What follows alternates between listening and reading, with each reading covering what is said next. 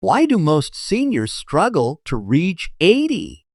Even those who've maintained good health habits throughout their lives often find themselves facing unexpected challenges as they approach this milestone.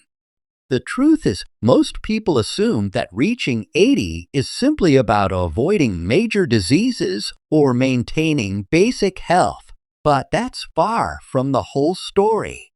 In this video, we're going to uncover 5 surprising reasons rarely discussed but critically important that explain why many seniors face difficulties reaching and thriving at 80. These aren't the obvious factors like heart disease, cancer, or diabetes. These are hidden obstacles that often go unaddressed, even by healthcare professionals. If you find this information valuable, please hit the like button right now and subscribe to our channel. Turn on notifications so you don't miss our weekly videos on healthy aging and longevity. Your support helps us continue creating this important content and reach more people who need this information. Now, let's dive into the unexpected reasons many seniors struggle to reach 80, and more importantly, what you can do to overcome them. Number 1. Social network deterioration. One of the most powerful, yet overlooked, reasons many seniors don't reach 80 is the gradual erosion of their social networks. This isn't just about loneliness or isolation, though those certainly matter. It's about the slow, often invisible loss of varied social connections that naturally occurs as we age. Think about it. By the time most people reach their 70s, they've experienced the loss of parents, sometimes siblings, old friends, former colleagues, and even spouses. Each loss isn't just an emotional blow. It's the removal of a vital connection that kept the brain active, the spirit engaged, and the body functioning optimally. Research shows that strong social connections aren't just nice to have. They're as important to longevity as not smoking, maintaining a healthy weight, or controlling blood pressure. In fact, some studies suggest that social isolation increases mortality risk by up to 30%, comparable to smoking 15 cigarettes a day. I remember working with Robert, 78, who couldn't understand why his health was declining despite his careful attention to diet and exercise. What we discovered was that following his retirement and wife's passing, his daily interactions had shrunk dramatically. He spoke to his children weekly by phone, but his day-to-day life had become startlingly solitary. His doctor never asked about his social connections, focusing instead on his cholesterol levels and blood pressure. When Robert began volunteering at a local museum twice weekly and joined a men's coffee group, the changes were remarkable. His blood pressure improved, his sleep quality increased, and most importantly, his sense of purpose returned. He didn't just feel better, his measurable health markers improved. The body responds to social connection at a biological level. Regular, meaningful human contact reduces stress hormones, strengthens immune function, and even influences gene expression in ways that promote longevity. When these connections diminish, the body begins to interpret this as a threat, triggering subtle but persistent stress responses that accelerate aging. So, if you've noticed your circle growing smaller, if your weekly calendar has fewer social engagements than it once did, or if days sometimes pass without meaningful conversation, pay attention. This isn't just about feeling lonely. It's about your body's fundamental need for human connection. Number 2. Medication cascade effects. Another hidden reason many seniors struggle to reach 80 is something medical professionals call the prescribing cascade or medication burden. This occurs when seniors gradually accumulate multiple prescriptions, often from different specialists who aren't coordinating care, creating a complex web of interacting medications that can ultimately cause more harm than good. It typically starts innocently enough. A medication is prescribed for a legitimate condition, but then causes side effects. Rather than recognizing these as medication side effects, they are misinterpreted as new medical problems, leading to additional prescriptions. This cascade continues, with each new medication potentially causing new side effects and triggering yet more prescriptions. By the time many people reach their 70s, they are taking 5 or more daily medications, a situation doctors call polypharmacy. What few realize is that once you're taking 5 or more medications, the risk of adverse drug reactions increases exponentially, not linearly. I knew a woman named Martha, 76, who was taking 12 different medications prescribed by 5 different specialists. She had developed tremors, frequent falls, confusion, and fatigue, all of which her doctors attributed to normal aging or new conditions requiring additional treatment. When a geriatric pharmacist finally reviewed her complete medication list, they discovered that at least 4 of her symptoms were actually side effects of her medications or medication interactions. After a careful, supervised reduction in her medication regimen, many of her symptoms improved or disappeared entirely. She had been experiencing iatrogenic harm, medical problems caused by medical treatment itself, rather than new age-related conditions. The challenge is that as the body ages, it processes medications differently. The liver and kidneys become less efficient at clearing drugs from the system, meaning standard adult doses can effectively become overdoses in older adults.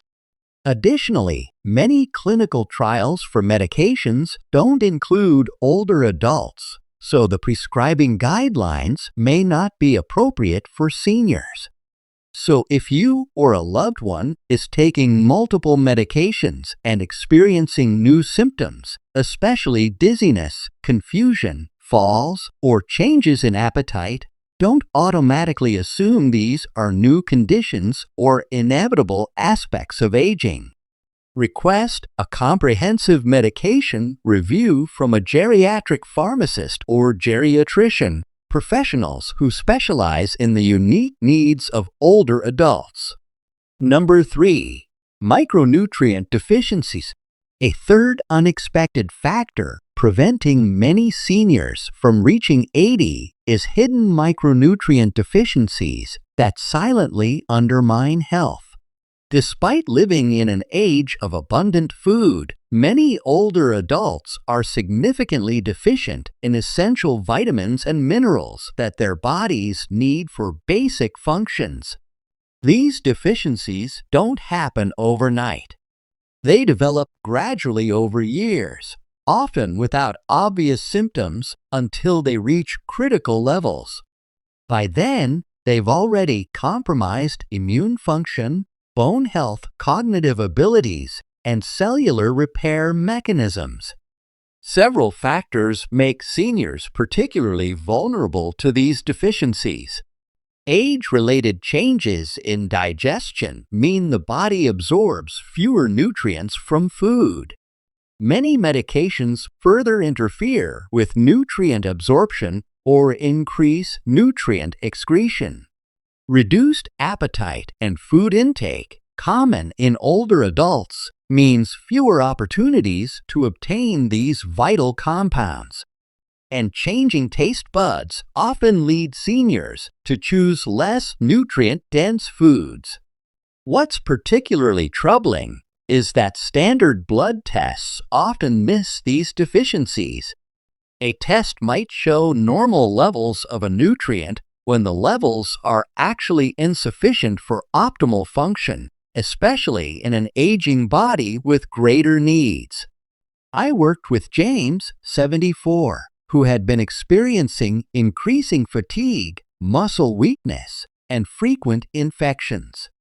His standard blood test showed nothing alarming, but specialized testing revealed significant deficiencies in vitamin D, magnesium, B12, and zinc, all critical for immune function, energy production, and muscle health.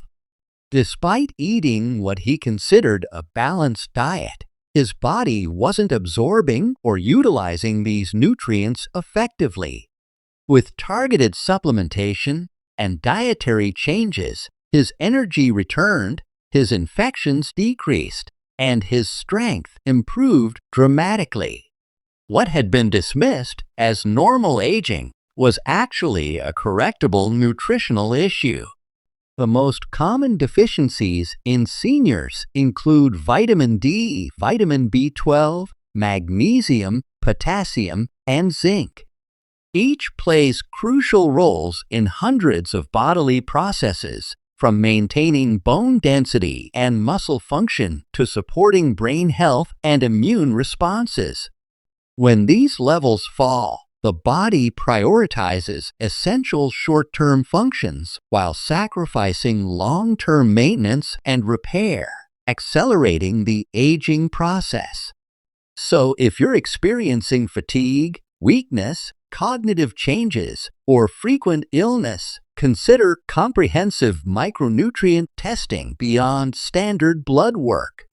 And remember that nutritional needs change with age. What was adequate at May 50th be insufficient at 70 or 75. Number 4. Chronic stress and trauma response. A fourth hidden barrier to reaching 80 is the cumulative impact of chronic stress and unresolved trauma, particularly for the current generation of seniors who lived through wars, economic depressions, and significant social upheavals. What many don't realize is that emotional trauma and chronic stress don't just affect mental health, they fundamentally alter physiology, changing how cells function, how genes express themselves, and how the body handles inflammation and immune responses. Research shows that people who've experienced significant trauma or prolonged stress age more rapidly at a cellular level.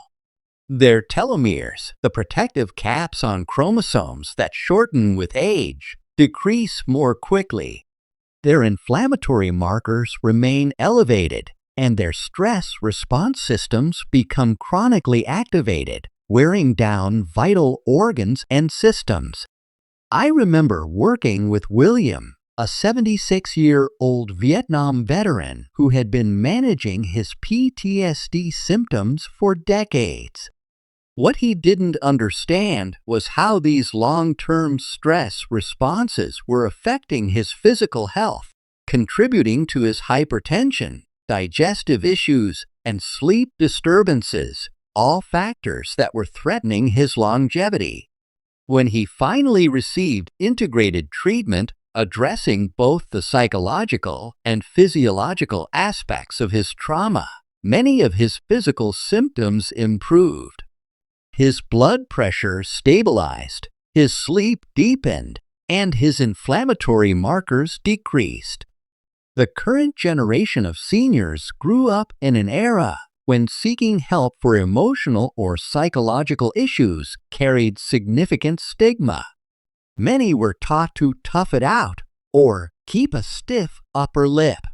As a result, they've carried the biological burden of unprocessed trauma and stress for decades, often without realizing the physical toll it takes. What's particularly important to understand is that the body doesn't distinguish between physical and emotional threats. The same stress hormones and inflammatory responses are triggered whether you're facing a charging animal or reliving a painful memory. When these systems remain activated for years or decades, they gradually wear down the body's resilience and repair mechanisms. So, if you or a senior loved one experienced significant trauma earlier in life, or lived through prolonged periods of stress, don't underestimate the physical impact this might still be having even years later. Addressing these old wounds isn't just about emotional healing. It's about giving the body permission to finally stand down from high alert, potentially adding years to life. Number 5. Loss of purpose and identity. The fifth and perhaps most profound reason many seniors struggle to reach 80 is the gradual erosion of purpose and identity that often accompanies later life. This isn't merely a psychological or emotional challenge. It has direct, measurable effects on physical health and longevity. For decades, most adults derive significant meaning and structure from their careers, parenting responsibilities, and community roles. When retirement comes, when children are grown and independent, when friends move away or pass on, and when physical limitations restrict previous activities, many seniors face an existential question: what's my purpose now? Research from Blue Zone regions, areas where people routinely live into their 90s and 100s, consistently shows that a strong sense of purpose, what the Japanese call ikigai, is one of the most powerful predictors of longevity, more significant than diet or exercise in some studies. Having a reason to wake up each morning literally keeps the body going. It regulates stress hormones, supports immune function, maintains cognitive sharpness, and provides motivation for self-care. Without it, biological functions begin to decline more rapidly than age alone would dictate. I worked with Eleanor, 79, who had been a teacher for over 40 years before retiring. In the 5 years following her retirement, her health declined dramatically, not because of any specific disease, but through a general diminishment of vitality. Her doctor recommended medications for her emerging health issues, but what ultimately turned things around was when she began tutoring at a community center twice weekly. The change wasn't just psychological. Her blood pressure improved, her mobility increased, and her cognitive function sharpened. Having students who expected her, who needed her knowledge, who valued her presence, literally gave her body a reason to maintain its function. What makes this factor particularly challenging is that purpose isn't something a doctor can prescribe or a pill can provide. It's deeply personal, tied to values, abilities, and circumstances that are unique to each individual.